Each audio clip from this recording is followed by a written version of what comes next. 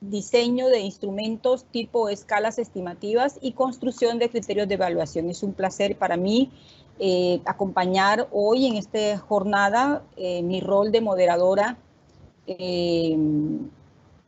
dando las excusas por la ausencia física de nuestra directora, la doctora Sara Karina Solano, pues quien se encuentra con algunos padecimientos de salud, pero sé que nos está acompañando, sé que está conectada también.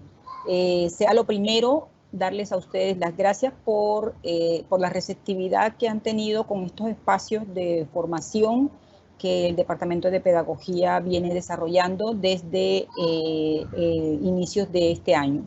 Estamos ya en el segundo ciclo de los encuentros pedagógicos, reflexión y acción.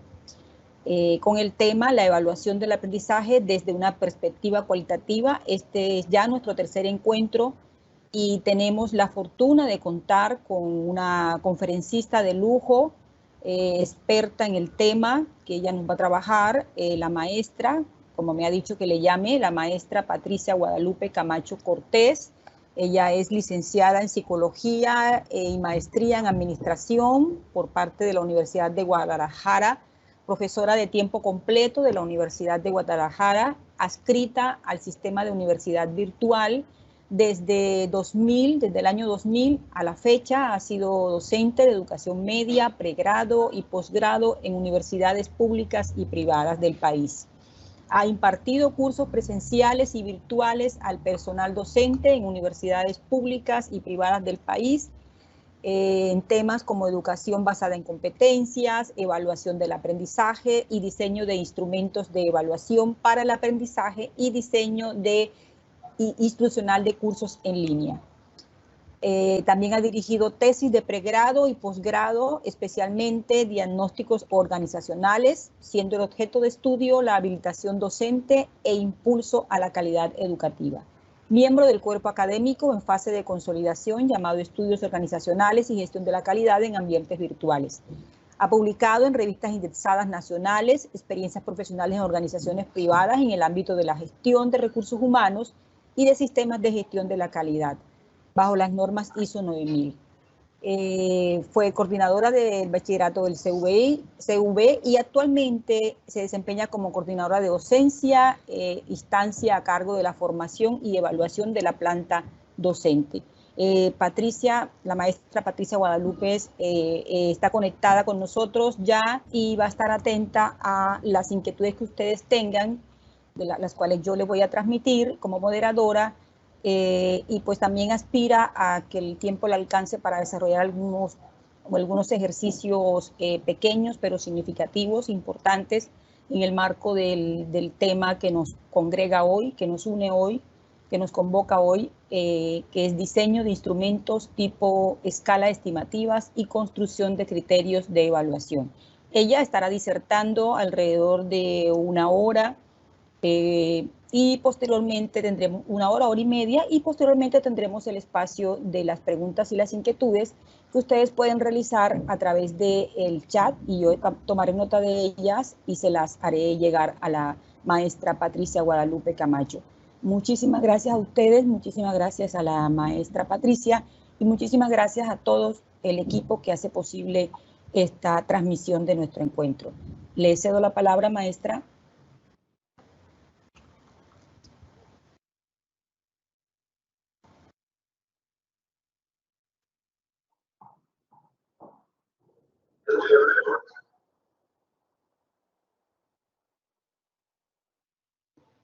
Tiene la palabra, maestra. Muchísimas gracias, maestra Nuri. Bienvenidos, estimados académicos, pues estamos aquí convocados en este encuentro pedagógico que organiza su universidad, la Universidad Simón Bolívar.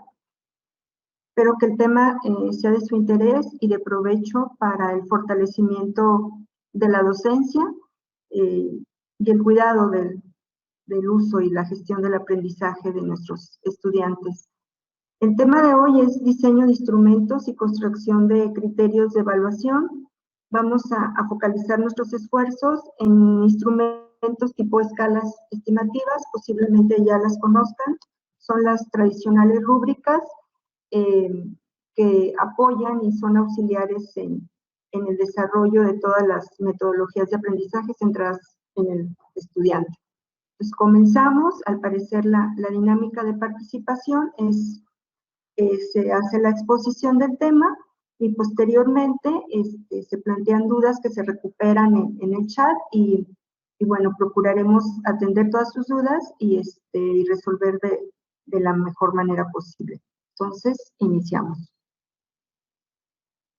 En esta sesión vamos a tratar de acotar cuatro temas principales, todos conectados, pero también delimitados por su objeto de estudio. El curso o la sesión de hoy va a estar en esta visión sociocultural del aprendizaje y de su evaluación, digamos que ese va a ser nuestro paradigma. Bajo este enfoque vamos a ver algunas estrategias metodológicas centradas en el estudiante. Algunas son 3, no son muchas.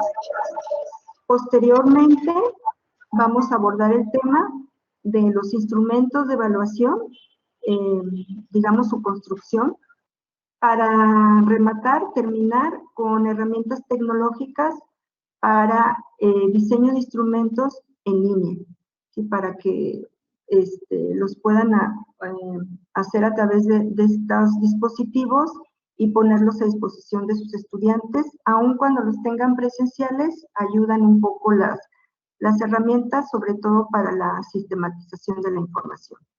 Estos serían los 4 temas de esta sesión y tenemos ciertos objetivos a lograr. El primero de ellos es transformar la evaluación en una situación didáctica a favor del aprendizaje, aprovechando el uso de herramientas tecnológicas diseñadas para este fin. Es decir, la evaluación se conceptualiza, se visualiza como parte del proceso de aprender. Para ello vamos a tener algunos objetivos específicos, por ejemplo, plantear el enfoque desde donde se concibe la evaluación en esta sesión, ver algunas estrategias metodológicas centradas en el estudiante para que esto tenga sentido, con base en ello el diseño de los instrumentos y con base en ese diseño de instrumentos pues las herramientas.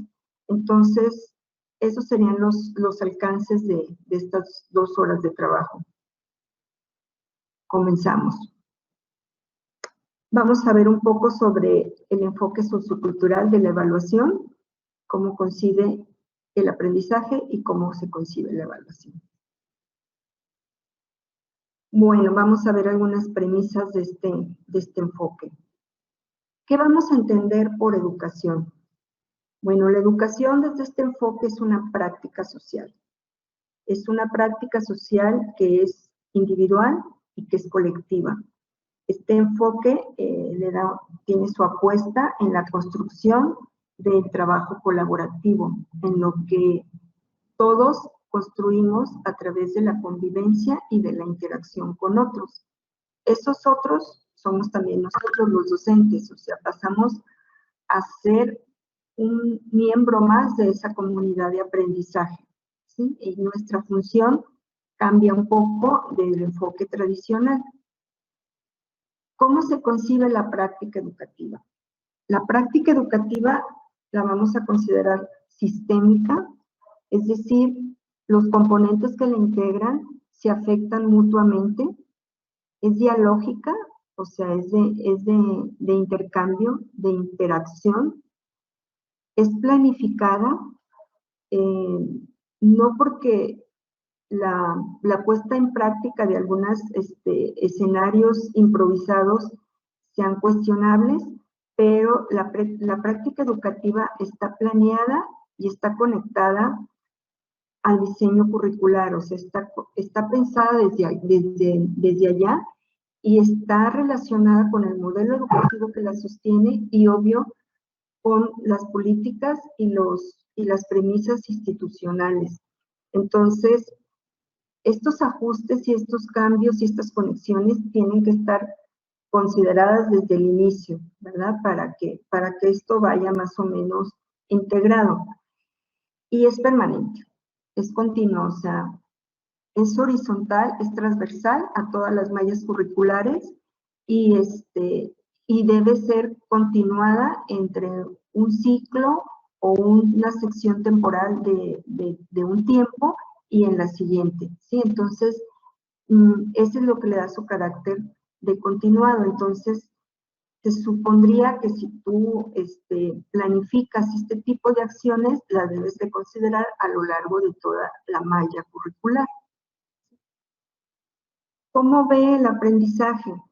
El aprendizaje lo ve que sea relevante, experiencias socioculturales relevantes, lo ve situado, es decir, asociado, conectado con un contexto, es sociocultural por excelencia, o sea, es lo que el sujeto vive, los significados, lo que tiene como su historia, como su contexto, y es disciplinar, es decir, se considera la disciplina y su aplicación de la misma y no solamente el desarrollo de habilidades o de prácticas. O sea, el aprendizaje tiene que tener un fundamento, el aprendizaje tiene que tener métodos, herramientas, técnicas y no solamente el aprendizaje empírico que pueden tener los estudiantes a partir de sus experiencias socioprofesionales, ¿sí? Busca la generación de competencias integrales y transversales en los estudiantes porque estas las desarrolla, los desempeños deben ser transferibles a otras disciplinas y a otros contextos para que se cumpla el requisito de ser continuada, y por ello se basa en retos profesionales y retos emergentes. Los retos profesionales no necesariamente tienen que ser situaciones o escenarios didácticamente diseñados al interior de la institución. Se puede aprovechar las experiencias que los estudiantes tengan con su contexto inmediato o situaciones de la vida cotidiana que se traen al aula, ¿sí? Entonces, digamos que estas premisas son en las que nos vamos a mover en esta sesión para que el diseño de los instrumentos tenga un sentido y un propósito formativo que vaya más allá que la calificación, ¿sí? O que vaya más allá de la evaluación de saberes. En este enfoque, en esta visión, ¿qué nos toca como docentes? Bueno, nos toca el aprendizaje del estudiante. Sin embargo, ese aprendizaje lo orientamos, apoyamos en la construcción de significados, lo sostenemos y lo guiamos, ¿sí? No somos los proveedores de aprendizaje ni los dueños del conocimiento absoluto, ¿sí? Somos medios, somos instrumentos para que eso se logre. Y el aprendizaje recae en el que aprende y no en el que enseña. Entonces, es nuestra responsabilidad garantizar situaciones didácticas que faciliten el aprendizaje de nuestros estudiantes, promover el desarrollo de la metacognición para empoderarlo a él, porque de otra manera no podemos aprender por él, ¿sí? O sea, no podemos garantizar que ese aprendizaje sea dado, ¿sí? Entonces, cuando decimos que vamos a apoyar en la construcción de significados, ¿qué quiere decir? Bueno, pues que lo que yo construya, lo que yo aporte, trate de ser el puente para que el otro lo comprenda, lo entienda, lo asimile, se lo apropie, lo aplique y lo transforme, ¿sí? Si no, pues no va a ser posible la construcción de ese significado desde solamente la apropiación o desde solamente la memorización o desde solamente la comprensión. ¿Por qué? Porque yo tengo que ver evidencias de desempeño que me den indicios de que lo asimilado puede ser aplicable por el estudiante. Esa es la primera etapa que yo debo de verificar. Una vez que el estudiante lo ha aplicado, está en posibilidades de innovar, de crear, de transformarlo en algo distinto, ¿no? Entonces, esa atribución de sentido me toca. También me toca garantizar que haya interacción. No solamente interacción estudiante-docente, interacción docente-estudiantes, estudiantes con otros estudiantes, estudiantes con recursos que pueden ser informativos, recursos que pueden ser tecnológicos, recursos que pueden ser áulicos, de todo tipo. Un laboratorio es un recurso, una rúbrica es un recurso, esta presentación es un recurso, ¿sí? O sea, los recursos que yo determine, yo tengo que estar preocupada o estar atenta a que haya interacción, porque esa va a ser la base en que el estudiante juegue o se acerque a la situación didáctica que yo sugiero que va a generar el aprendizaje. La mediación, eso es lo que a mí me toca también.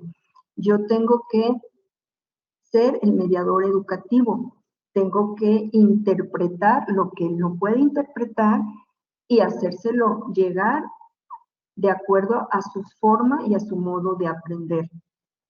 Esto no es nada fácil porque los sujetos que nosotros teníamos en un escenario masivo, ahora a mí me demanda un acercamiento individual y personalizado a ese estudiante. Entonces, claro que no es fácil, claro que si el sistema educativo no está pensado para estas dinámicas, pues a lo mejor yo tengo un número generoso de estudiantes que me hace complicado este acercamiento, ¿sí? También otra cosa que puede suceder es que haya diversidad social y cultural, entonces las estrategias se tienen que ir dosificando y se tienen que ir, digamos, respondiendo a las necesidades de aprendizaje de mis estudiantes. Y la internalización, que tiene que ver con la manera de introyectar y de asimilar y de avanzar en el proceso educativo.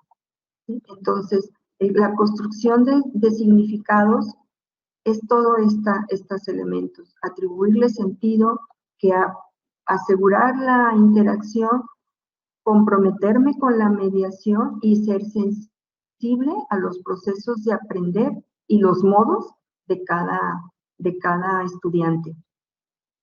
Después, ¿cómo la sostengo? Aquí entran en juego aspectos del estudiante, ¿sí? Que te ayudan a que una estrategia pueda ser sostenida. Pensamos que los ambientes virtuales de aprendizaje me es más difícil mantener la estrategia, y no. Sí, o sea, yo en los ambientes virtuales de aprendizaje, si tengo un diálogo horizontal, continuo con el estudiante, sin problema me doy cuenta de cómo está su dimensión socioafectiva, de cómo está su dimensión cognitiva, la física, la emotiva, espiritual, moral, pero es esta cuestión taxonómica de valores, algo axiológico que yo tengo que saber desde dónde el muchacho toma decisiones y cuál puede ser un comportamiento casi predecible en él, que son las actitudes, ¿sí? Entonces, esta es la manera en que yo sostengo mi estrategia de aprendizaje. Y luego también soy guía. Guío el proceso educativo, guío el proceso de aprendizaje, guío la trayectoria en este afán de darle continuidad, de hacer conexiones. O sea, lo que yo estoy viendo en mi curso, a qué responde de un curso anterior y a qué debe responder en un curso siguiente. Entonces, también debo ser guía en ese proceso de trayectoria. Debo ser capaz de alertarle, oye, si tienes una laguna, si yo noto que hay un vacío de lo que usted quieran, de conocimientos, de habilidades, de actitudes y de valores, yo te debo poder alertar de cuáles van a ser las implicaciones en cursos futuros o cuáles van a ser las implicaciones en tu desempeño profesional. Y orientamos, desahogamos dudas, ¿sí? Tomamos decisiones o les ayudamos a ellos a tomar decisiones, somos atentos, receptivos a sus intereses y somos atentos y receptivos a sus expectativas.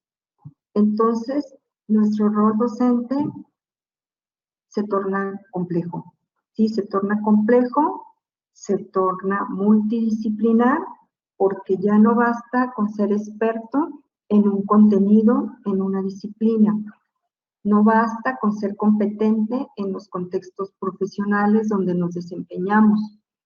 Ahora se impone el desafío de saber de estos temas pedagógicos que si yo estudié, no sé, ingeniería, medicina, pues obvio que no los vimos, o sea, obvio que no los vimos, pero ahora estoy frente a un grupo en el que le estoy dando, no sé, enfermería, sobre todo su universidad que tiene una amplia diversidad disciplinar en sus programas educativos, pues me imagino que en este foro no los conozco, pero me imagino que son convocados de distintas disciplinas y yo sé que posiblemente a muchos de ustedes estos temas les son interesantes, les son necesarios porque sé que en el aula se les imponen nuevos desafíos, pero sé que no hay contexto y que no hay conexión disciplinar con la cual se conecten y que pueden resultar difícil y pueden resultar pues hasta con incredulidad, ¿no? O sea, ¿cómo yo voy a conectarme con la dimensión cognitiva de mis estudiantes? Sí, a lo mejor me queda claro que es cognitivo, ¿verdad? ¿Cómo yo me voy a conectar con una parte de valores si yo doy mi clase y punto? Pues los tiempos cambian, la tendencia del aprendizaje ahora es distinto y las instituciones de educación superior a nivel global tenemos puesta la atención en la retención de nuestros estudiantes, en su aprendizaje y en una mejor inserción a la vida social, que ese es un compromiso de las instituciones educativas de nivel superior grande, mayúsculo, y en el que yo creo que todos estamos preocupados y atentos. Bueno, en este escenario, maestros académicos, ¿qué es la evaluación del aprendizaje? Bueno, la evaluación siempre va a ser una emisión de un juicio. Esa emisión de juicio se supone que es desde el experto, ¿sí? Que el experto tiene esa categoría, tiene esa cualidad que puede tener objetividad y conocimiento del objeto de estudio como para poder emitir ese juicio, esa apreciación, que es en base a decir cuenta o no cuenta con cierta calidad esperada, ¿no?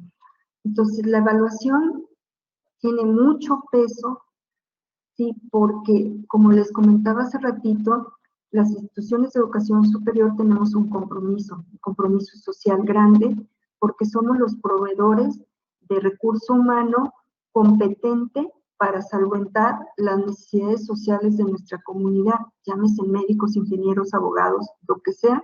Cada uno va a tener una responsabilidad profesional y hagan de cuenta que nosotros estamos diciendo, yo avalé a este chico, yo lo formé en esto, yo me aseguré de que él tuviera los conocimientos o las competencias indispensables para X, ¿no? Pues ese es un juicio de valor acerca del desarrollo de la competencia y es fuerte, pues, es grande. Y luego también, digamos, ese es el impacto. Y luego también, ¿cómo sucede? Bueno, sucede en el día a día, en la interacción con esas personas y en lo que nosotros solicitamos como productos de aprendizaje. Sí, yo hace poco platicaba con un chico, estudiante de medicina en la Universidad de Guadalajara, México, y el chico me decía, estoy viendo, está pesada la materia de pediatría porque mi maestro me deja escribir todos los informes a mano. Eran como, estamos en la pandemia, estamos en casa todavía, entonces eran como informes de lectura, quiero pensar, tipo ensayos. Y me decía, entonces, pues le tengo que escribir. Y yo, en el interior de mí, yo me preguntaba, ¿y qué está aprendiendo este chico de pediatría? Entonces, esos productos de aprendizaje somos responsables los académicos y puede ser que no sean los idóneos para reflejar el aprendizaje que yo estoy buscando, ¿no? Entonces, a lo mejor si el muchacho estaba en una materia básica de pediatría, no sé, estaba viendo problemas gastrointestinales en los niños, pues a lo mejor hacer el resumen le ayudaba a memorizar ciertos conceptos o a familiarizarse con algo. Pero hay que ver, ¿no? Hay que ver si esa era la expectativa del curso. A eso me refiero, o sea, nuestra responsabilidad en el cómo sucede está mucho en los productos de aprendizaje, en la situación didáctica que planeamos y cómo la tenemos pensada con base a un aprendizaje esperado. Y luego también, pues, los propósitos, ¿sí? Los propósitos que buscamos en la evaluación. Regularmente vamos a siempre estar enfocados en tomar decisiones sobre qué me hizo falta, qué refuerzo, qué veo que no logré, o sea, qué veo que no logré, pero puedo alertar al siguiente curso, puedo alertarlos a ellos y si ya desarrollaron la metacognición, pues hay oportunidades de que ellos lo busquen por sí mismos, ¿no? O sea, siempre vamos a tener el propósito en la evaluación de tomar decisiones y nutrir el proceso educativo y el proceso de aprendizaje. El proceso educativo, ¿cómo se nutre? Pues se nutre en los cuerpos colegiados. Cuando yo alerto a mi comunidad de colegas en cuerpos colegiados, llámese academias o como se llamen, que mi curso no está siendo suficiente para lo que yo quiero lograr y que mi curso tiene áreas de oportunidad que lamentablemente va a generar estragos en cómo se presentan mis estudiantes al siguiente nivel, ¿sí? Entonces, la evaluación me sirve para eso y regularmente vas a tener una expectativa mayor a la de calificar. Y entonces, digamos que si analizamos qué es evaluación desde su impacto, su metodología, cómo sucede y cuáles son sus propósitos, nos va a dar una evaluación más integral. Entonces, si se fijan, la metodología ya es el punto final del proceso. Sí, ya es así como lo último, porque ya si yo tengo mis productos esperados, si yo sé lo que quiero, pues entonces va a ser muy fácil elegir la técnica, los instrumentos, las condiciones, los recursos, ¿sí? Digamos que son los elementos operativos con los que yo llego a la evaluación, pero realmente, al rato que veamos el tema de la práctica de la evaluación, realmente el proceso pensante, el proceso que la sostiene, recae en el docente, recae en nosotros, ¿sí? Y ya la otra parte de quien la vive, quien la experimenta y quien la aprende, ya interactuamos con el estudiante, pero sí tiene un fuerte componente hacia nosotros y yo quisiera, no sé, tocar sus fibras, su intelecto y todo lo que ustedes tienen en esta sesión para hacerles ver que las técnicas y los instrumentos ya es lo último. Y es lo último y que si tenemos claro los otros elementos va a ser mucho, mucho más sencillo. Y lo tecnológico, ni se diga. ¿Qué implica este cambio de enfoque? Pues maestros, transitamos, abandonamos, renunciamos a asociar la evaluación exclusivamente con la calificación y la apuesta es al aprendizaje. Ahora, yo les digo exclusivamente, ¿por qué? Porque estamos insertos en instituciones educativas y tenemos que generar un número, un valor cuantitativo, pero es por añadidura, es resultado, no es lo que buscamos, ¿sí? Entonces, vamos a cambiar un poquito esa mirada, ¿sí? La evaluación, olvidémonos un aspecto punitivo, no, la evaluación va a ser por excelencia formativa, o sea, ni tenemos que estresar a los estudiantes, ni nadie se va a preocupar, ni angustiar, unos prepararlos para el error, porque también del error se aprende, y unos van a tener un mejor desempeño que otros, ¿sí? Como siempre, o sea, como todo, pero si en el camino estimulamos, promovemos la metacognición, sin duda el muchacho va a ser capaz de salir adelante y de buscar respuestas a sus dudas de manera autónoma. ¿Por qué la evaluación es importante desde este enfoque? Porque es la oportunidad que tenemos para emitir un juicio de valor acerca de un producto académico, ¿sí? Y debe expresar en esos términos, debemos de tener siempre muy claro que no estamos evaluando al joven, al estudiante, ¿sí? Si se fijan, evaluamos el trabajo académico, ¿sí? En el supuesto de que el trabajo académico proyecta las habilidades, los conocimientos, las actitudes y valores de ese chico, de ese muchacho, de ese estudiante, de ese señor, de ese sujeto aprendiz, ¿sí? Lo proyecta. Entonces, nada más hacemos una comparación muy objetiva entre lo que yo esperaba del desempeño y que ya se los dije a ellos, o sea, yo ya les anticipé cuál era el desempeño esperado, algunos criterios de idoneidad y lo que yo recupero de ese documento, ¿sí? Si yo le estoy pidiendo un escrito de 10 cuartillas que me hable de X tema, ¿sí? Que me haga un resumen, pues eso es lo que yo voy a esperar de ese producto, un resumen de 10 cuartillas y que aborde el tema en específico. Pero es muy diferente si yo le pedí un análisis crítico, si yo le pedí la revisión de 5 autores, si yo le pedí un punto de vista, una opinión, un comentario. Entonces, con base en eso, yo hago un juicio de valor, ¿sí? Y le digo, ¿qué tan cerca estuvo de lograrlo? Esa opinión que yo le di, si ya mi estudiante ya está en esta dinámica, porque también ellos tuvieron que enfrentar ciertos cambios de paradigma, si él ya está en esta dinámica, va a ser receptivo.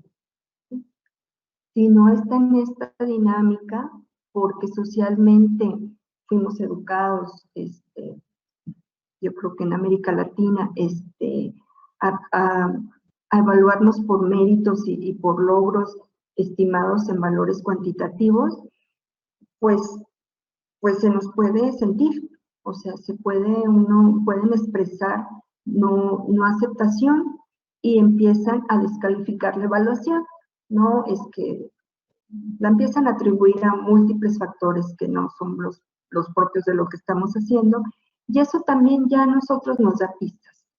Eso quiere decir que nuestro muchacho aún no está preparado para asumir este compromiso y esta responsabilidad en su proceso de aprender, ¿sí? Y pues también nos toca ayudarlo, escoger las mejores palabras para exponerle su desempeño. Es un camino sinuoso y lo único que somos es el bastón, pero el camino va a ser sinuoso, o sea, el proceso de aprender no hay de otra, o sea, el aprendizaje está en las manos y nadie aprende por otro, entonces se lo tenemos que decir, a lo mejor con mejores o peores palabras, pero lo tenemos que hacer y él ser sensibles nosotros a su proceso. Cuando ya nos tocan estudiantes muy identificados con este enfoque, entonces el estudiante ni lo toma personal, ni se siente, ni se ofende, sino que te pregunta cosas como, ¿cómo le hago? ¿Qué me recomienda consultar? O sea, te da alternativas. ¿Puedo hacer esto? ¿Puedo hacer lo otro? Entonces, se ve que él ya está en sintonía y a nosotros como profesores nos ayuda mucho esa actitud receptiva. También va a haber quien de más, va a haber quien de menos. O sea, todos van a dar lo máximo dentro de sus posibilidades. Eso debemos estar ciertos y bajo esa lógica nosotros saber estimar su logro y saber cuantificarlo.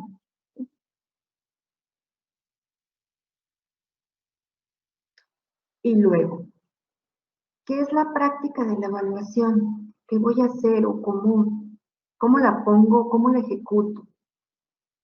Pues está hasta cierto punto un poco fácil, o sea, Nuestras grandes funciones son: la planificamos, la organizamos, la pensamos. Cuando organizas, asignas recursos y la diseñamos. O sea, decimos en tal tarea, en tal momento, con tal producto. Eso implica el momento de, digamos, de concepción, de la evaluación, dentro ya de nuestro curso. Entonces, lo primero, hay que tener en cuenta políticas y normatividad universitaria. O sea, no nos vamos a ir por la libre en esos temas. Debemos de tener presente que sea consistente con el modelo educativo institucional. Por ejemplo, nosotros estamos viendo un proceso de certificación en el sistema de Universidad Virtual de la Universidad de Guadalajara, y el proceso de certificación consiste en un examen. Y los académicos han estado manifestando cierta decepción porque el examen a ellos no les hace clic con este modelo. Y efectivamente no tiene sentido, ¿sí? Pero debemos lograr la certificación y los organismos certificadores, esa es su metodología para otorgarla. Entonces, eso también es una realidad. No podemos irnos, digamos, en paralelo a políticas y normatividad, no podemos irnos en paralelo al modelo educativo, no podemos irnos paralelo en lo que está pensado en nuestra malla curricular. Entonces, estas son prácticas que se recomiendan y se sugieren y se presentan como posibles, pero también en nosotros está ver que coincidan, conciliarla con toda la estructura de mi institución, ¿verdad? Luego, los objetivos de aprendizaje. Ahí está la clave. ¿Qué quiero lograr? ¿Sí? Entonces, con base en eso, pues hay que decirlo. Si se fijan en esta sesión, hablábamos de plantear, hablábamos de presentar, ¿sí? Hablábamos de verbos que en cierta forma, que son los que le dan sentido a la acción que se va a realizar en el objetivo, que no son sustancialmente complejos. O sea, no hablamos de que el participante va a diseñar un instrumento, no, pues porque no nos da la sesión para eso. Entonces, hay que ver cuáles objetivos tienes, fijarte bien qué es a lo que tú vas a lograr para planear la práctica educativa de evaluación. Y los recursos de que dispones, ¿sí? También ser realista, ver tus recursos. Por ejemplo, un recurso es el tiempo. Un recurso son las competencias profesionales que traen tus estudiantes, lo que están formados. Entonces, tómalos en cuenta y tómalos en consideración al momento de hacer la propuesta. ¿Sí? Entonces, hasta ahí estás planificando. Y luego vas a organizar. Pues ya ves los recursos humanos que vas a necesitar, o sea, que existan tus estudiantes, que a lo mejor un experto invitado, que a lo mejor una ida a una experiencia profesional, no sé, lo que tú vayas a determinar que va a ser tu evaluación.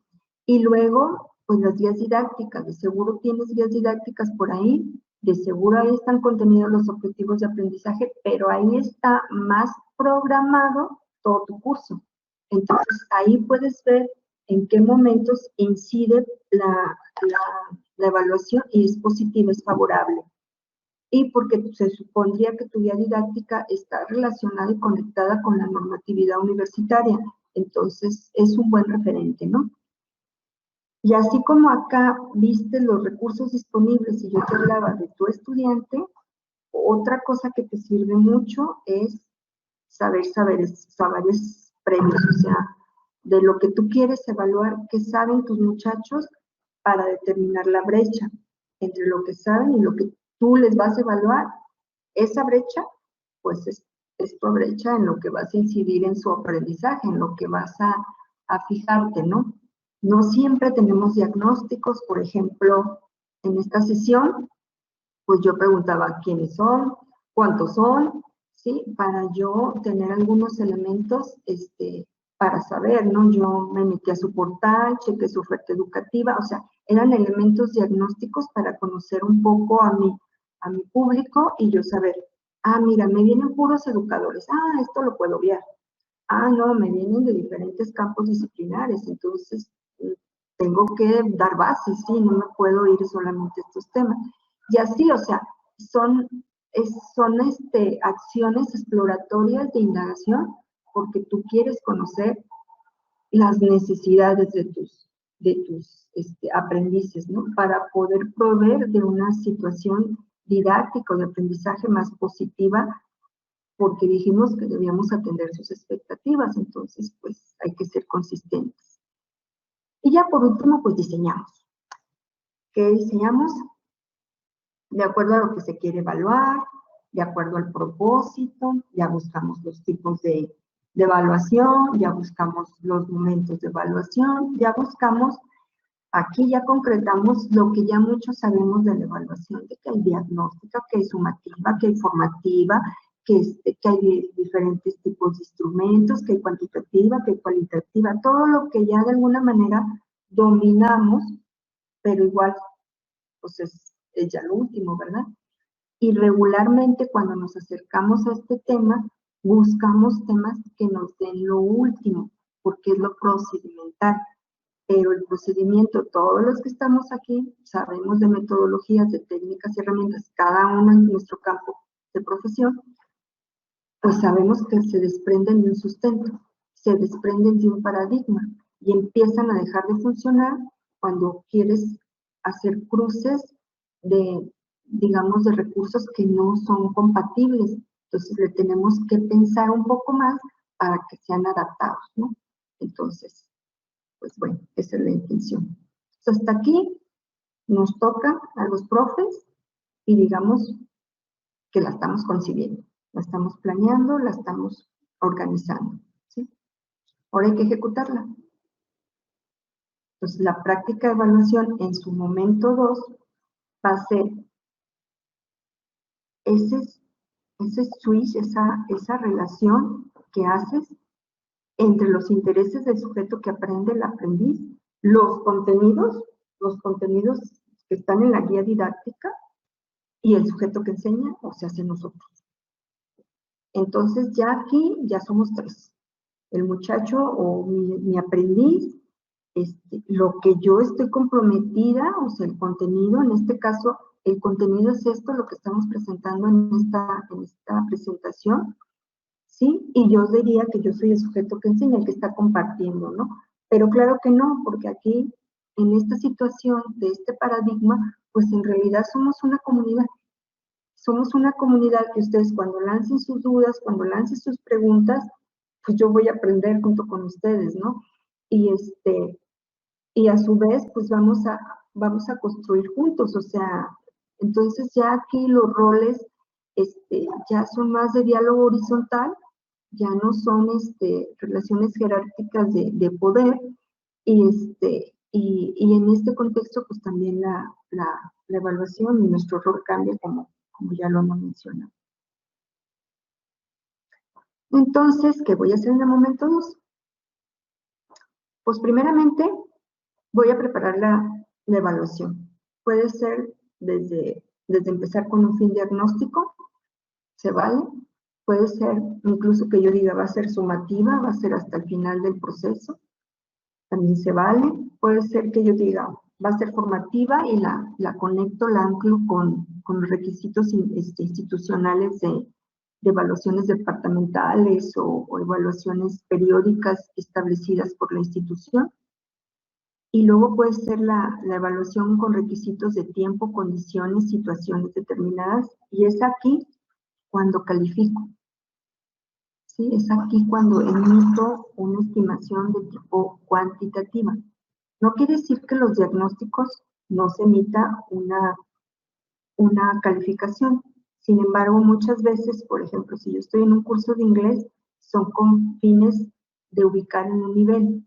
Si yo estoy en un curso de matemáticas, son con fines de detectar saberes previos. Y muchas veces la evaluación diagnóstica no está considerada en la guía, ¿sí? En la guía didáctica. Puede ser que ustedes sí la consideren. Entonces, aquí cuando yo empiezo a decir, en este tiempo, con estas condiciones, con este contexto y situación determinada, es cuando yo regularmente aplico calificación. Es cuando aquí califico. Y viene una tercera parte en este segundo momento, que es ineludible y que tenemos que ver la manera de instrumentarlo, de resolverlo. Es comunicar el aprovechamiento, ¿sí? Es devolver al estudiante los resultados del aprendizaje. Entonces aquí se nos pone un poquito difícil porque si yo tengo un espacio áurico con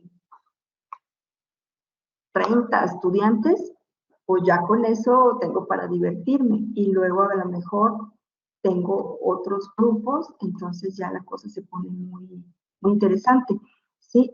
Un poco demandante, pero tengo que hallar los mecanismos para devolverle al estudiante sus resultados de aprendizaje, no su calificación. O sea, no decirle tienes 80, tienes 90, no. Yo le tengo que decir tu aprovechamiento con base en estos criterios es tanto, hace falta tanto. Y entonces uno espera que él le diga, ah, yo creo que necesito esto, o yo creo que oriénteme, no le entiendo. Es ahí cuando él tiene como un insight, como un momento de me cae el 20, me doy cuenta, y si él ya tiene ciertos rasgos de autonomía, de él van a emanar sus necesidades. Él se las va a plantear, sus necesidades. Entonces ya nosotros pues empezamos a generar el plan B, ¿verdad? Entonces, hasta ahí, maestros, espero que no haya dudas. Y si no, ya saben que ahí está nuestro chat, las pueden ir planteando. Pasamos, con esto agotamos el primer tema, maestros, y pasamos al segundo tema. ¿Se acuerdan que les dije? Vamos a ver, pues, muy poquito, nada más vamos a ver 3 estrategias metodológicas centradas en el estudiante. Vamos a ver aprendizaje autónomo. ¿Por qué? Porque pues les he estado hablando de metacognición, les he estado hablando de autonomía, y casi es una condición para que esto funcione mejor, ¿sí? La capacidad del estudiante de autorregularse ayuda mucho. Vamos a ver el aprendizaje basado en proyectos. ¿Por qué? Porque todos los campos disciplinares en los que ustedes participan tienen esa posibilidad. Sí, van desde las ciencias sociales hasta las ciencias exactas y tienen posibilidad de proyectos. A lo mejor los médicos en hospitales, los administradores en negocios o en lugares donde haya una organización. Todo puede ser una organización, un hospital, una tiendita de abarrotes, un supermercado, o sea, una iglesia, no sé. Y los casos cuando son buenos. Cuando de plano no tenemos de dónde echar mano de un contexto real socioprofesional, ¿sí? Entonces no nos queda más remedio que no sé, le quiero enseñar, no sé, por ejemplo, la caja negra de un accidente aéreo a mis estudiantes de aeronáutica, ¿sí? Entonces, pues no, ni nos vamos a subir a un avión, ni vamos a tener el acceso a la mejor a la caja negra, ni se va a caer el avión, pero sí les puedo llevar un caso en el que se documentó una experiencia y con base a esa simulación, detonar el escenario para el aprendizaje, ¿sí? Entonces, pues ahora sí que me armé con lo más básico, maestros, para presentárselos. Entonces, entramos al tema. A ver, maestros, ¿por qué si el profesor se ha esforzado en aplicar diversas estrategias para mejorar el rendimiento de sus estudiantes, no se observa una mejora global? ¿Por qué si en el día a día, más en tiempos pandémicos, la verdad es que se nos dificultó aquellas instituciones educativas que no tenían previsto la modalidad a distancia? Pues fue un gran reto transitar a la modalidad en línea, a esta situación de emergencia, con éxito. Una de las principales preocupaciones de la UNESCO es el aprendizaje perdido, ¿no? Que puede ser que haya pasado en este contexto que vivimos todos. Entonces, piensen en eso. piensen en esa pregunta y ojalá puedan plantear sus respuestas en el chat. Porque si el profesor se ha esforzado en aplicar diversas estrategias, que es lo que hacemos día a día y es lo que vimos mucho en la pandemia, no mejoramos o no las vemos con un impacto profesional en el aprovechamiento de nuestros estudiantes o, digamos, en el aprovechamiento general, ¿sí? En lo que ellos de forma general lograron aprender. ¿Por qué no? O sea, ¿qué pasó? ¿Dónde se pierde esto? Bueno, nos dice Tejero Páez, es un venezolano, es lúcido, tiene buena prosa. Dice que el profesor ha incorporado variables en el proceso de enseñanza y aprendizaje, tales como la cantidad de información entregada, la motivación, y se ha dedicado a controlarlas. ¿Sí? Se ha dedicado a cuidarlas, a monitorearlas, a darle seguimiento, y en esto se le va su esfuerzo. ¿Sí? Entonces dice que ahorita eso se hace como más recalcitrante, ¿sí? Que esta situación de la pandemia y movernos a ambientes virtuales, mal interpretada la virtualidad, pues nos llevó a hacer sesiones de 2 horas en el mismo horario en el que dábamos clase, a que todos los estudiantes que están conectados tuvieran su cámara abierta, a que no estuvieran los micros cerrados. Si se fijan, son síntomas, son indicadores de control, ¿sí? Entonces, él nos dice que a lo mejor por ahí hay área de oportunidad en nosotros como docentes. Y pues también nos habla de esta situación de que vivimos durante mucho tiempo, de hecho, así fuimos educados, al menos acá en México así es, pues con un profesor que nos indicaba qué hacer y cómo hacerlo, ¿no? Y había ciertos márgenes de rendimiento que solamente eso era lo socialmente y educativamente bien visto y por lo tanto premiado o incentivado con este sistema de méritos asociado únicamente a la calificación. Entonces, a lo mejor por ahí está. Dice, este tipo de estrategias corresponden con la observación del sistema educativo desde un punto de vista simple, sin tener en cuenta la complejidad inherente a estos tipos de sistemas. Entonces, este señora, igual que Edgar Morin, que ya lo deben de conocer, pues la apuesta es al pensamiento complejo, ¿sí? Y así como están esos 7 saberes y los queremos promover en nuestros estudiantes, pues ahora es voltear la mirada hacia nosotros. Y voltear a ver y decir, ¿qué tanto mi pensamiento es flexible? ¿Qué tanto mi pensamiento tiene apertura, tiene tolerancia, admite la diversidad, es inclusivo? Y todo esto que nos manejan los objetivos de desarrollo sostenible, ¿no? Entonces, por ahí va la reflexión para dar la vuelta a este tipo de metodologías, o sea, a lo mejor no nos cuadran, no nos checan, y se vale decir, no me convence. Pero también en ese no me convence, voy a explorar, voy a estudiar, voy a buscar, a indagar otras que sí lo sean. En estas estrategias, ¿qué pensamos que es el aprendizaje? Bueno, el aprendizaje afirma que el aprendizaje es, además de activo, es volutivo, internamente mediado. Ahorita internamente mediado quiere decir el sujeto que aprende lo dosifica, lo intensifica o lo anula, ¿eh? O sea, es un proceso natural, persecución de metas personales, énfasis en personales y significativas. Es un proceso en el que se descubre y se construye el significado a partir de información, de las experiencias filtradas por las percepciones, pensamientos y sentimientos únicos. Por favor, ahí en el chat anoten de quién, del alumno maestro. ¿Sí? Entonces, la apuesta es el que aprende, ¿sí? y no nosotros. Entonces, si nosotros nos abrimos a esta posibilidad, pues vamos a actuar en consecuencia, vamos a ser coherentes con este enfoque, ¿no?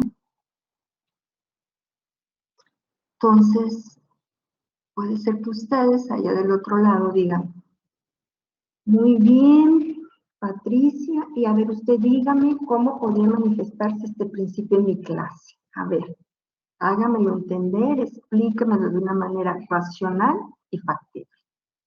¿Sí? Y luego también me puede decir, ¿y cuáles serían las estrategias que puedo incorporar de aprendizaje centrado en mi estudiante en mi clase? O sea, ya usted me convenció de que, bueno, de que el aprendizaje es personal, de que va a ser significativo de acuerdo a ciertas percepciones, cognición, desarrollo socioemocional del estudiante. O sea, yo ahí como qué hago, ¿verdad? Si estamos empoderando tanto al estudiante. Entonces, a ver, si usted está aquí hablándome de este tema, entonces, a ver, dígame cómo lo resuelvo, ¿verdad? Pues bueno, entonces yo les diría, pues es que aquí somos todos y vamos a construir entre todos y vamos a encontrar soluciones viables a su contexto. ¿Sí? Entonces yo les puedo compartir mi experiencia, cómo lo hemos hecho, les puedo decir incluso honestamente los resultados logrados y vamos a ir decidiendo y transformando nuestras prácticas educativas poco a poco, como dice Freire, o sea, en comunidad, ¿verdad? En colaboración. Pero sí tenemos posibilidades de empezar. Entonces, pues, vamos a ver estrategias didácticas como el aprendizaje autónomo, el aprendizaje basado en proyectos y el aprendizaje basado en casos. Bueno, para no hacerles el cuento muy largo y no salirnos de nuestro tema que nos convoca, les voy a decir rápidamente. Todos tienen más o menos un proceso muy similar.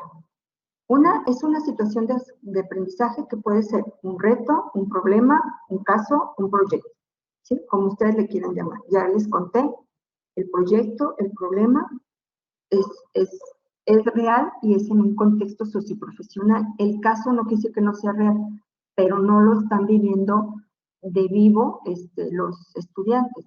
Es una experiencia documentada que ustedes adaptan, ¿no? Los casos se presentan, hagan de cuenta, como una novela y cada quien le da una lectura y el uso que ustedes quieran. Entonces, puede tener como diferentes aristas, puede ser vista desde diferentes perspectivas disciplinares y puede ser usada con diferentes fines didácticos, ¿no? Bueno, y luego hay un sistema de méritos, la clave está en esto, previamente determinados. O sea, en estas metodologías no se vale decirle al muchacho, fíjese, Pedrito, que ya avanzó, fíjese, Pedrito, que usted va mal, fíjese, Pedrito, ya reprobó. Oiga, pero ¿en qué momento? No, pues es que era hacerlo así. No, pues ¿a qué hora me dijiste, verdad? Entonces, aquí, por adelantado, junto con la tarea, va cómo te voy a calificar, cómo te voy a evaluar, cómo te voy a retroalimentar, lo que ustedes deciden. Y luego, deben generar las condiciones dentro de ellos mismos para que se dé el proceso del feedback o devolverle al alumno su aprovechamiento, decirle cómo lo ven. Sí, entonces deben de ser claros en decirles en qué espacio nos vamos a ver por Zoom a tal día, nos vamos a ver en el aula en tal día, nos vamos a ver en el laboratorio, nos vamos a ver en la clínica, nos vamos a ver donde ustedes decidan. Los momentos y los agentes para el feedback. Los agentes son las personas. No siempre va a ser el profe. Sí, o sea, si ustedes determinan que un arquitecto experto en el tema, que una escritora experta en X tema va a ser la que dé la retro, se vale porque puede ser que ellos enriquezcan más el proceso. Simplemente los coloquios. ¿A qué vamos al coloquio? Pues es un diálogo tranquilo en el que muchos académicos se convocan los estudiantes y claro que el feedback de muchos docentes es mucho más enriquecedor que el que nosotros le damos cara a cara. Por otra parte, pues le da otros tips, otras perspectivas que incluso nosotros no habíamos visto, ¿no? Y otra clave, la oportunidad de aprender del error. El error no se sanciona, no se desacredita, no se cuestiona en el sentido de reproche, sí se cuestiona en el sentido de aprendizaje. ¿Qué pudiste haber hecho mejor? ¿En dónde crees que estuvo tu área de oportunidad? ¿Qué consideras que obviaste? ¿Qué harías en una condición? ¿Qué harías ahora para cambiar las cosas? No sé, si preguntas más bien esclarecedoras de alternativas de solución que enrollarnos en el error, desacreditarlo con una nota baja. No digo que no vayamos a poner notas bajas, sí hay que ponerlas cuando el desempeño no fue lo que hemos acordado, pero pueden un atenuante decir, es momentánea, corrige y lo platicamos, todo se puede mejorar, date una oportunidad, vuélveme a mandar, atiende las observaciones y te vuelvo a dar retro. Te invito a este otro grupo a que tome nuevamente la clase y lo platicamos, o sea, abrirse a la posibilidad de mejora, porque si no, pues, si somos tajantes y determinantes y es una sola prueba, una sola oportunidad, pues va a ser difícil que se dé el aprendizaje. Y esas condiciones de un solo escenario, un solo momento y una sola ocasión, pues son las que generan los niveles de desaprovechamiento y calificaciones bajas con sus consecuencias. Un estudiante, en cuanto deja de tener buen aprovechamiento académico, buenas notas, que lo asocia con sus notas, lo primero es el abandono y después el siguiente síntoma, la deserción.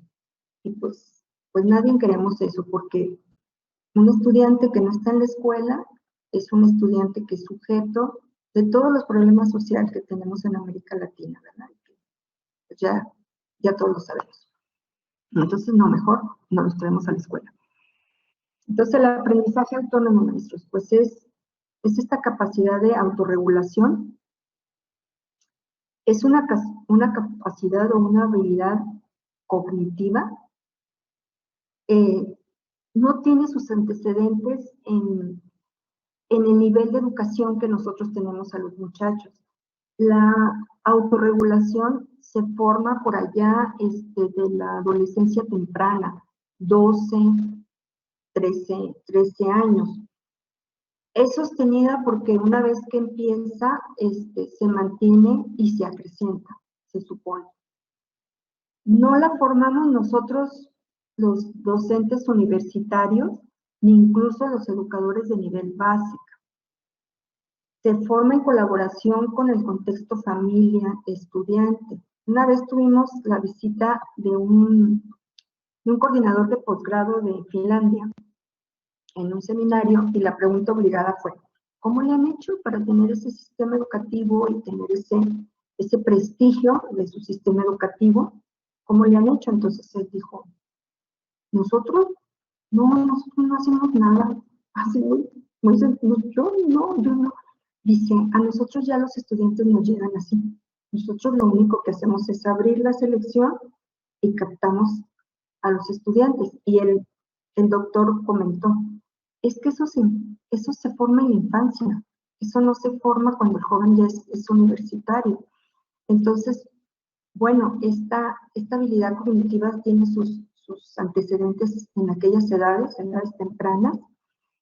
Y ustedes la van a ver, su manifestación más evidente es esa inquietud, ese deseo como perseverante en buscar mejoras. Son estudiantes que se enfocan a su proceso de aprender, que se conocen y les dicen cosas como, no, es que yo necesito leer en voz alta. No, es que a mí me gusta más el video. No, es que yo prefiero leer. Sí, o sea, el estudiante refiere conocer cuál es su estrategia de aprendizaje y la busca y la propicia. Sí, o sea, no crean que espera que ustedes le den la respuesta, ¿sí?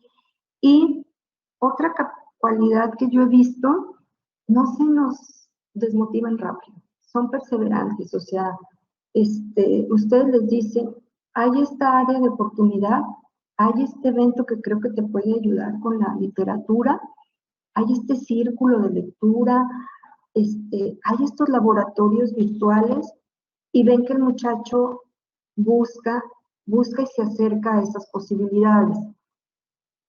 Entonces, la cuestión aquí está en que esta capacidad de autorregularme, hay mucha evidencia empírica, maestros, que ya ha demostrado que está muy asociada a un mejor desempeño académico, ¿sí? A una mejor habilidad social Y pues se ha revelado como un factor clave en el aprendizaje a lo largo de la vida, ¿sí? Entonces, yo me acuerdo cuando la maestra Nuri me contactó, yo pues ya estaba yo escribiendo sobre metacognición, ¿no?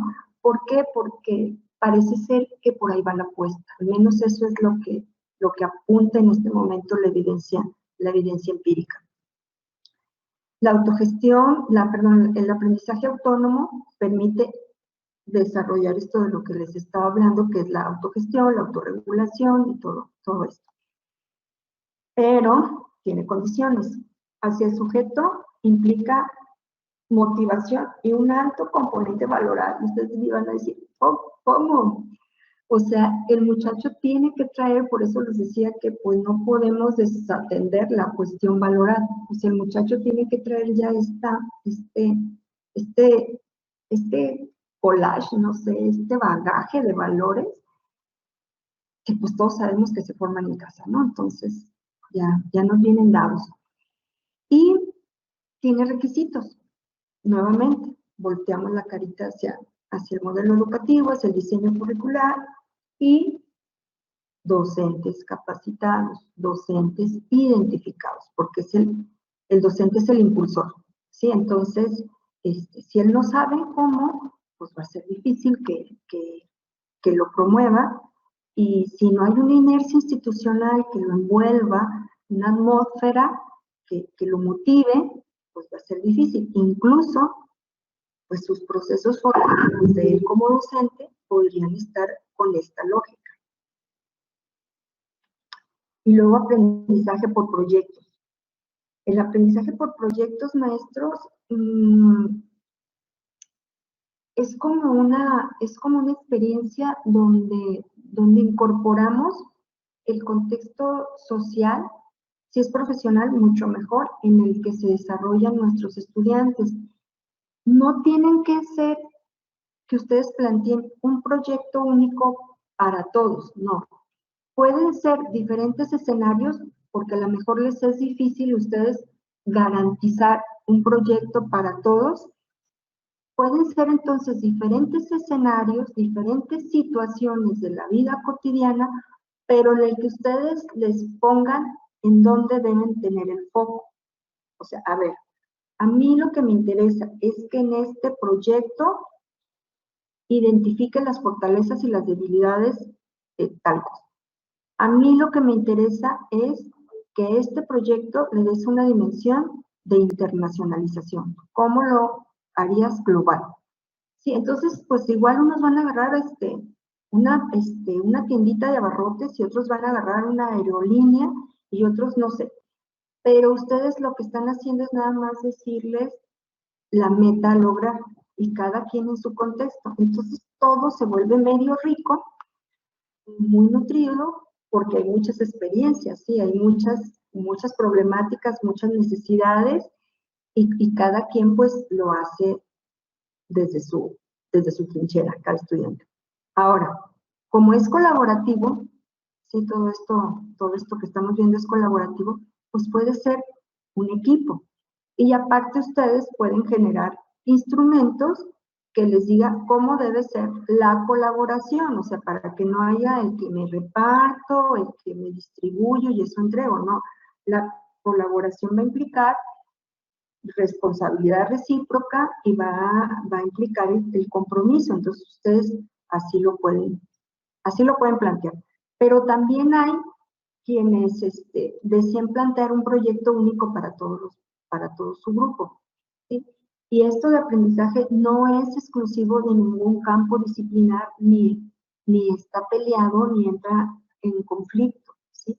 Los médicos, los abogados, los ingenieros, los químicos, los agrónomos, todas las especialidades pueden trabajar por proyectos sin problema. Nada más, pues hay que estar en sintonía. Son contextos y prácticas situadas, auténticas. Eso es así también lo delicado. Nos tenemos que involucrar para validar la autenticidad de esos escenarios. Y pues bueno, se considera como por excelencia una de las mejores estrategias para situaciones de experiencia y situada. Y se acuerdan que al principio de la sesión hablábamos de que el aprendizaje debía ser situado en este paradigma sociocultural. Por último, los casos. Bueno, en los casos es una situación real, pero que está documentada. Es una oportunidad y es un desafío que se les plantea a los estudiantes. El caso permite el juego de roles, es decir, tú los embistes como líderes o tú los embistes como víctimas o tú los embistes como moderadores, o sea, tú asignas diferentes roles y eso te permite el escenario didáctico un poco más activo, ¿sí? También otra cosa que permite los casos es que les des un planteamiento distinto, ¿sí? O sea, que es el mismo caso, pero a ver, ahora vamos a ver desde la perspectiva, no sé, de la mecánica. Ahora lo vamos a ver, este mismo problemita, desde la física. Sí, ahora a ver cuáles eran sus elementos químicos, cuáles fueron sus aportes a esta disciplina. Y no sé, o sea, tú le puedes dar diferentes enfoques disciplinares, también puedes converger en varias disciplinas, al igual que el aprendizaje por proyectos. Y bueno, es lo más parecido a la vida real, porque los muchachos cuando estén insertos en sus campos profesionales, pues no van a trabajar únicos, o sea, no van a trabajar ellos solitos y no van a trabajar únicamente con personas de su misma disciplina. Entonces, es un poco acercarlos a contextos profesionales reales y experiencias profesionales reales, donde puede ser que cambien las preguntas, puede ser que cambies de rol y pues puede ser que todo cambie, porque yo creo que la pandemia, la incertidumbre es lo único que nos queda claro, ¿verdad? Que seguro. Entonces, es un buen acercamiento. Permite el desarrollo de competencias en sucesos reales que están al alcance de los estudiantes, cosa que a veces en los proyectos no ocurre, la disponibilidad. Nos implica desde la selección de un caso, si no es que a veces la redacción, por ejemplo, acá se hacen convocatorias y premios entre los académicos y se les invita a generar casos. ¿Sí? Entonces generan casos, los documentan y los que cumplen de acuerdo a un comité evaluador con los requisitos esperados, pues se les da un pequeño premio y de esa manera la institución nos dotamos de casos. Entonces no cambiamos los cursos, pero sí cambiamos los casos. Pues el curso se mantiene, pero tú le planteas un escenario distinto, porque la virtualidad, no sé si les pase, pero pues a veces propicia el plagio, ¿verdad? Propicia las coincidencias de las tareas, y entonces esto pues le da un refresh sin una implicación laboriosa de actualizar un curso en línea. ¿Qué requiere? Pues lo mismo que les comentaba hace ratito, todo lo de la institución y nuevamente que el profe esté capacitado tanto en su implementación para plantearlo y que garantice un fuerte componente pedagógico, didáctico, de aprendizaje, ¿sí? O sea, entonces, sí requiere profes muy inmersos ya en la metodología, no solo desde una perspectiva teórica, o sea, no solo con tomar cursos de estrategias metodológicas basadas en casos, no, también participar en su diseño, en la propuesta del caso y también en su implementación. ¿Sí? Entonces, acá lo hemos resuelto de esa manera que les comento. Y permítanme un momento, vamos a pasar al último tema. Nomás denme un minuto para tomar agua. Y ahorita seguimos. Y quiero saber cómo ando de tiempo. Bueno, en este tema vamos a ver, cerramos el tema 2, maestros, y vamos a ver instrumentos de evaluación. Perdón, permítanme. Y déjenme checo la hora. Nos quedan 15 minutos, maestra. Nos quedan 15 minutos. 5:28, maestros. Con el tiempo encima. Nos quedan 15 minutos, maestra, para cerrar la conversación. Muchas gracias. Tener por lo menos 15 minutos para preguntas. Muchas gracias. Instrumentos de evaluación. ¿Cuáles son los propósitos, los criterios y qué son las escalas estimativas? La escala estimativa es un instrumento de observación que sirve para evaluar las conductas, productos, procesos, procedimientos realizados por los estudiantes. ¿Qué se destaca aquí? Tiene amplio alcance de aplicación. Marca el grado en el cual las características o cualidades están presentes. O sea, les dice que eso está ahí, pero también les dice la calidad con la que se hizo. O sea, no solamente vamos a pedir que esté la cosa, también que también está realizada. ¿Sí? Se trata de una metodología mixta. ¿Por qué mixta? Porque incluye la parte cualitativa, que son todos los criterios de evaluación, y la parte cuantitativa, que son las escalas. Las escalas pueden ser numéricas, diferencial semántico. El diferencial semántico son las caritas, ¿sí? O simbólicas, ¿sí? Entonces, a mí me parece que es un instrumento completo, ¿sí? O sea, les da como posibilidad para varios productos y les da posibilidad para varios tipos. Y favorece la metacognición. ¿Qué es un criterio de evaluación? Pues va a ser una propiedad o característica distinguible de una cosa mediante la cual se puede juzgar su calidad y con base en eso se puede hacer una clasificación o se puede tomar una decisión.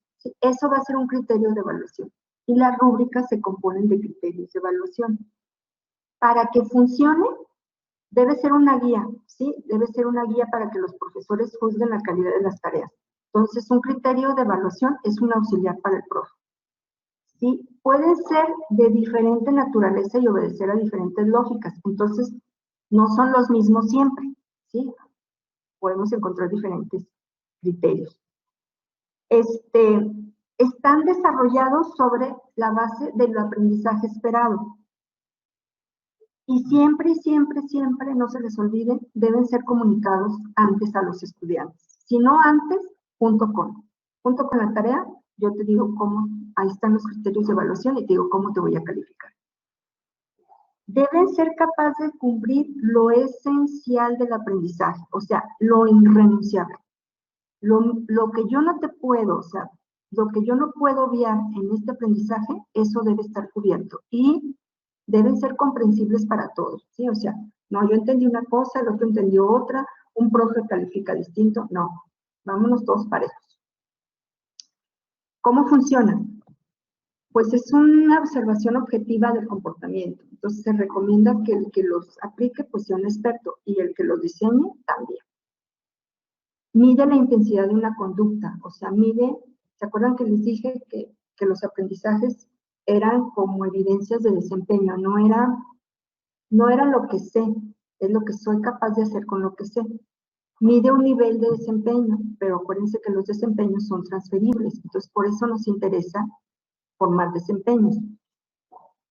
Y tiene precisión, tiene una escala verbal, numérica, gráfica o descriptiva, pero tiene que tener una escala, ¿sí? Entonces esa escala puede ser un criterio de evaluación dosificado, un criterio de evaluación que tenga varios niveles y que en cada nivel vaya presentando esos saltos o esos aprendizajes esenciales que lo clasifican en un nivel y no en otro.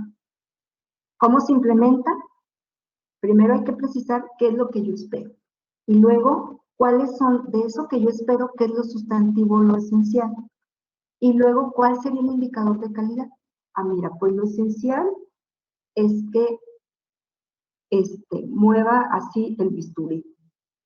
¿Cuál es el indicador? No, pues hace un corte preciso, no, pues no se ve rupturas, No, pues lo logra el primer intento, no sé. Eso es el indicador de calidad.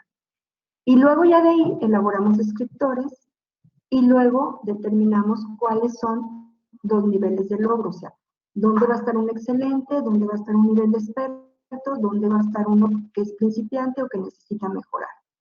Y hay que validarlos, ¿sí? O sea, ya sea entre colegas, ¿sí? Entre una academia, o pilotearlo como cualquier otro instrumento.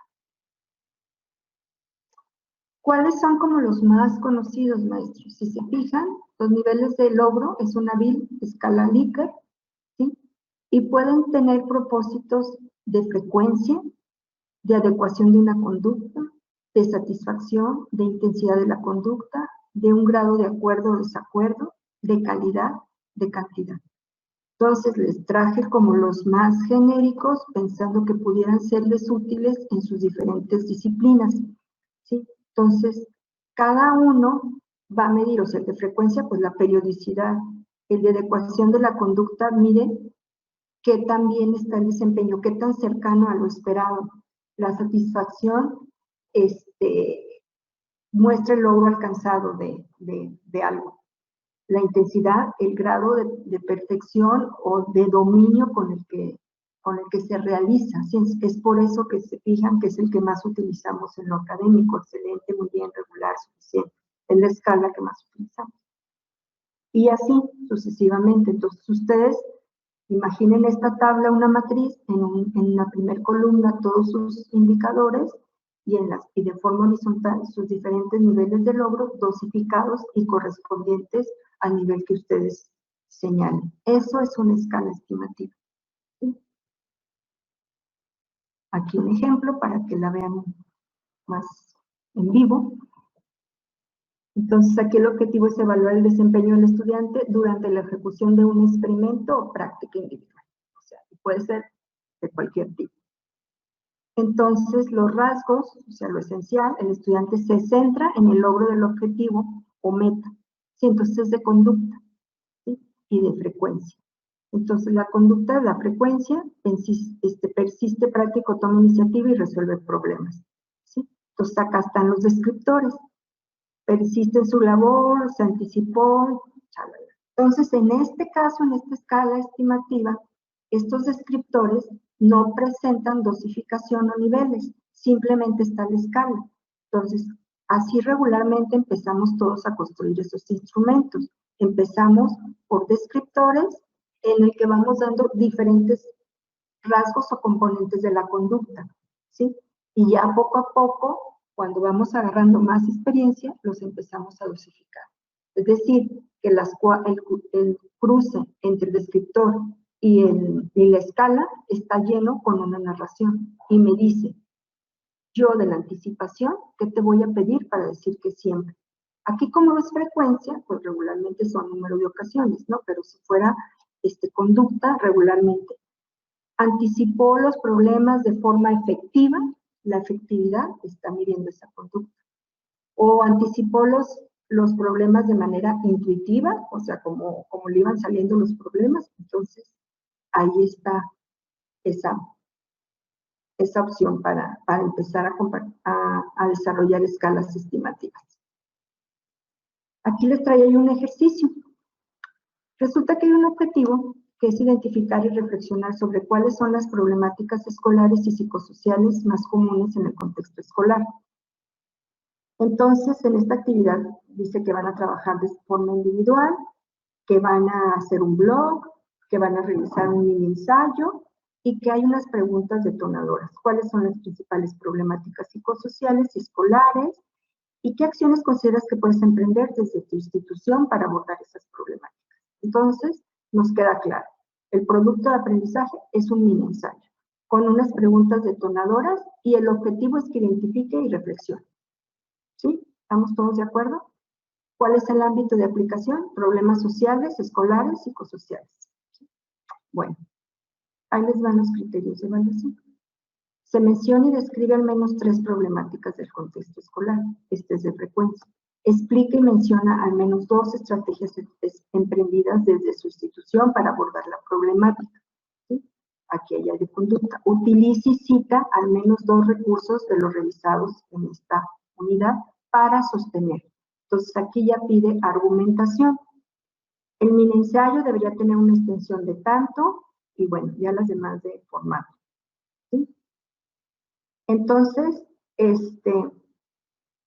aquí lo que yo vi es que aquí se le pide identificar y reflexionar y acá ya se le pide ofrecer argumentación. Entonces, esas son las cosas que debemos nosotros cuidar, porque puede llegarme una tarea que cumpla cabalmente con todo y que identifique y reflexione, ¿sí? Pero a lo mejor, como no le dije que argumentara su postura, pues el muchacho no lo hace. Entonces, ahí es en cuanto al quehacer cognitivo. Pero también puede ser que yo no identifique que sean problemáticas escolares ni que sean 2. ¿Sí? Entonces, también ahí puede haber lagunas. Entonces, si se fija entre la instrucción y lo que yo le voy a calificar, no hay totalmente consistencia. Entonces, eso es una de las cuestiones a cuidar.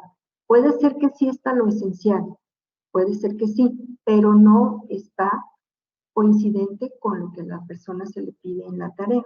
Entonces, esos son los indicadores de los criterios de evaluación, la consistencia, y que estén enfocados a cuestiones esenciales. Esta es otra forma, otro ejemplo de una rúbrica. ¿Sí? Se les da en el espacio de los criterios de delimitación de la problemática y el alcance del diagnóstico, en este caso el resultado o el producto esperado, es un reporte final con los resultados de un diagnóstico. ¿Sí? Digamos que es así como allá fue un mini ensayo, aquí es un diagnóstico. Entonces, este apartado nada más mide la delimitación de la problemática. Entonces, aquí se le dan varios descriptores, pero lo que quería que vieran es que son más robustos. Argumenta y demuestra, ¿sí? Una necesidad o problema que debe ser atendida. Y luego le lanzan preguntas. Entonces, si se fijan, no hay, lo que vimos al principio del tema 3, no hay una estructura única.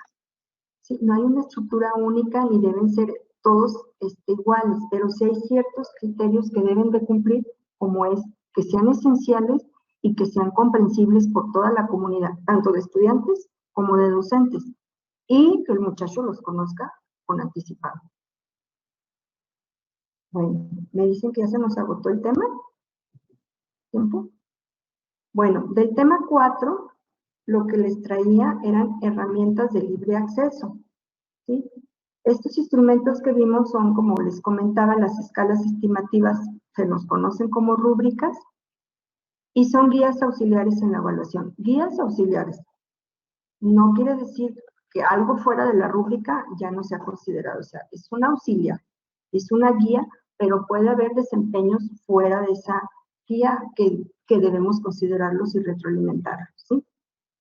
Y en esta página que les dejo, les doy diferentes tipos de herramientas para hacer las rúbricas, pero sinceramente el foco debe estar en la construcción de los descriptores, ¿sí? Y hacia dónde van orientados.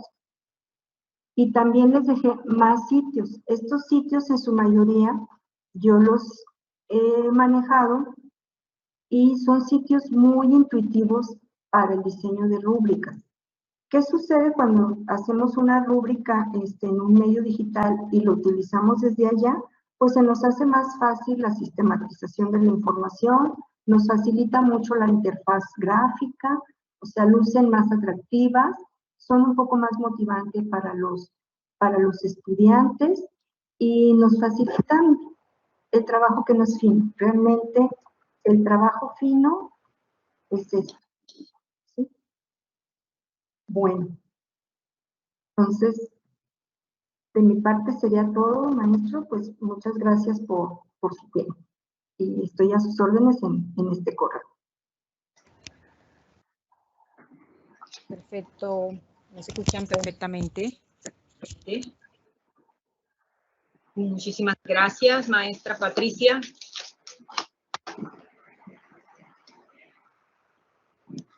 Sí. Ha sido muy puntual, muy organizada la presentación. Hay mucha...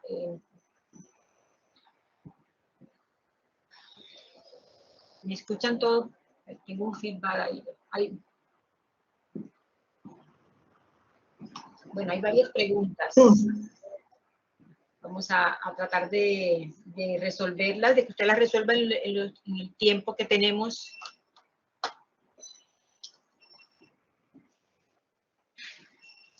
Bueno, la primera pregunta viene de Cúcuta. Dice, mil gracias. Excelente presentación de la maestra Patricia. Tengo una gran inquietud. ¿Cómo es viable guiar al estudiante a superar que su único objetivo de aprendizaje sea sacar la nota máxima numérica, más allá de su proceso de autoformación? Lo anterior en el entorno de el estudiante es nuestra razón de ser, de nosotros depende la formación de este, procurando que el estudiante sea efectivamente parte del proceso desde la guía del profesor. Sí, muchas gracias. Sí, es nuestro día a día, es nuestra realidad lamentable, sí es cierto. El muchacho busca la nota y no el aprendizaje. Pues es sembrar una cultura, unir esfuerzos, y yo he visto que les ayuda mucho la internacionalización, el que se vean insertos en otros contextos académicos que operan lógicas distintas. Puede ser que nuestra institución no esté todavía con esta transformación, que esté en camino. Entonces, promover el tránsito de estudiantes a otras universidades donde sabemos hacer convenios de colaboración, donde sabemos que se viven y se practican este tipo de metodologías, favorece, no lo resuelve. Creo que es nuestro coco, y es pues sumar esfuerzos.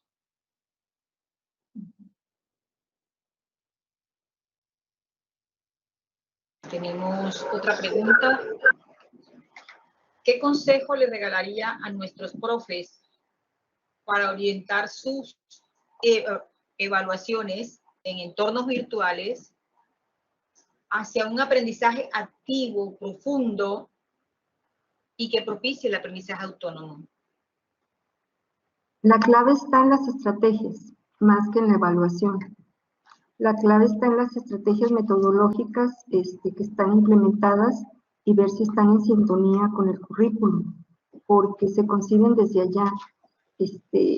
Por ejemplo, las mallas curriculares deben tener presente el eje de proyectos y deben de tener posibilidades de que los estudiantes los realicen, ¿sí? O sea, pues diferentes mecanismos, por ejemplo, los programas de proyectos donde se abre uno como institución, se abre a las organizaciones públicas y privadas y les dices, hey, acá tengo profesionales en esto y esto, dame proyectos. Entonces, de esa manera los insertamos en escenarios reales. No solamente la práctica profesional o el servicio social, o sea, debe ser desde el inicio. Por eso les digo que debe estar concebida desde el currículum y desde la malla, y pues hay mucha evidencia documental que le da credibilidad a estas metodologías, entonces pues hay que considerarlas. Gracias. La siguiente pregunta dice, uno de los conceptos sobre aprendizaje que nos planteó fue el del aprendizaje relevante. ¿Cómo valorar cuándo un aprendizaje es relevante y cuándo no? Regularmente los expertos disciplinares son los mismos profesores, ¿sí? Entonces, debe haber una mancuerna entre un académico reconocido, pues, como, no sé si sus decanos o quién, pero un académico reconocido como con expertise y asesores pedagógicos. O sea, como en la universidad que tienen esta instancia de pedagogía, entonces el cruce entre ambos, porque el disciplinar, no sé, te va a decir que el Código Civil, yo me acuerdo que me decía, el Código Civil no se discute, me dijo, se ejecuta, ¿sí? Entonces, yo como pedagogo, o sea, yo en la parte pedagógica le podía decir, bueno, cuando una persona lo ejecuta, hace esto y esto y esto. Entonces, la mancuerna entre los dos, entre el que sabe lo que es el objeto de estudio y yo que sé cómo aprenden las personas, pues se hace el mix y se determina qué es lo relevante, qué es lo sustancial y cuál es el producto. Pues, no sé si en su universidad tienen estas dos estructuras, docentes expertos disciplinares y un área pedagógica, pues hacer el mix en los planes y programas de estudio, al menos en las guías didácticas, que les dé un norte a los profes, que les diga qué productos y que les explique por qué, ¿verdad? Para que ellos lo puedan entender. ¿Por qué desde la dimensión del aprendizaje y por qué se fundamenta la estrategia pedagógica?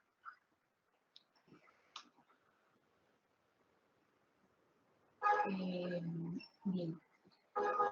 Hay pues saludos de aquí de parte de los participantes, agradecimientos a usted, Gracias. de parte de los profesores. Y la segunda pregunta dice, ¿cuáles estrategias pedagógicas permiten evidencias que evalúen el impacto de las intervenciones? No sé, voy a especular, a ver si entendí. Evaluar o fomentar una estrategia, formular una estrategia de intervención, o sea, ¿qué estrategias metodológicas ayudan a formular? Estrategias para evidencias. Pues, formular una propuesta de intervención y la evidencia sería su ejecución. Y para evaluar no sé, una ejecución de una propuesta de intervención, pues dependiendo del tipo de propuesta que sea, pero funciona muy bien, aplica para todo. Por ejemplo, las fases de un proyecto, que es cuando lo planea, si lo planea, lo ejecutó de esta manera, si lo ejecutó, algunos indicadores de cumplimiento. Esa puede ser una metodología, que la metodología no es cómo monitorear el proyecto y la propuesta de intervención en cuanto a que si se hizo o no se hizo y la calidad con la que se hizo. La metodología que lo sostiene esto ha de ser una metodología de aprendizaje basado en proyectos o de problemas.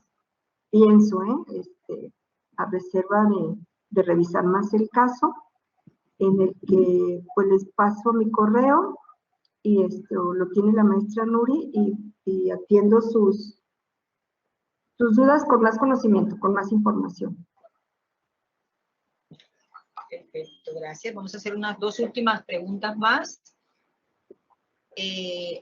Dice, ¿se suele considerar el número de estudiantes como una dificultad para implementar este tipo de estrategias, tanto metodológicas como de evaluación? ¿Qué propone para convertir esto en una oportunidad? Es decir, que el número de estudiantes no sea una dificultad, sino una oportunidad. Sí, claro. Pues yo creo que es también nuestra situación como universidades públicas.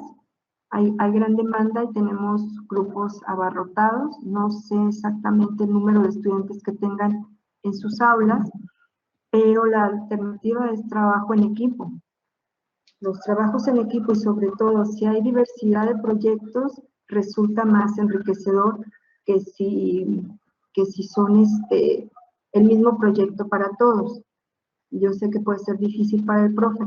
Y también los equipos, si son, digamos, medianos, 6, 8 estudiantes, también es más enriquecedor.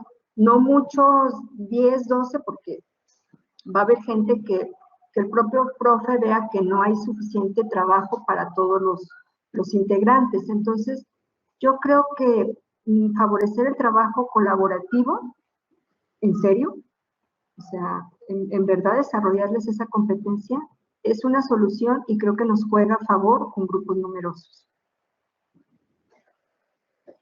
Perfecto. Tenemos otra pregunta. La escala estimativa es una mezcla con la escala de Likert. ¿Cómo daríamos la puntuación? Es una escala de Likert. Es una escala de Likert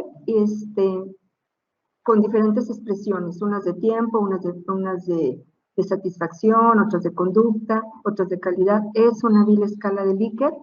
La dosificación, la estimación cuantitativa queda a criterio del académico.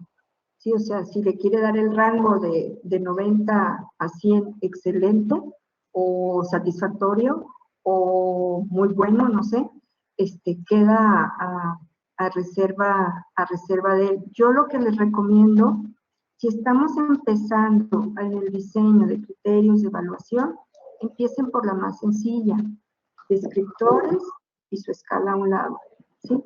Y va a ser al tanteo, pero aún así va a ser mucho mejor que no tener instrumento. Ya cuando se hayan perfeccionado, vi que en el doctorado invitaron a una universidad de Usteo, lo que está en Bilbao.